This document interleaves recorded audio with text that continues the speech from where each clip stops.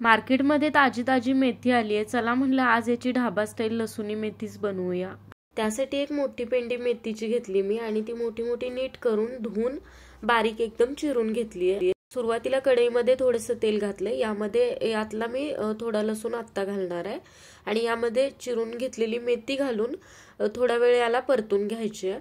आता एक वाटण तयार करणार आहे मी. त्यासाठी थोडेसे शेंगदाणे भाजत आले की यामध्ये थोडीशी चणा डाळ, त्यानंतर थोडेसे काजू हे सगळं भाजून घ्यायचं. त्यानंतर मी तीळ घालायचे विसरलेलो, ते सुद्धा भाजून यामध्ये घातलं.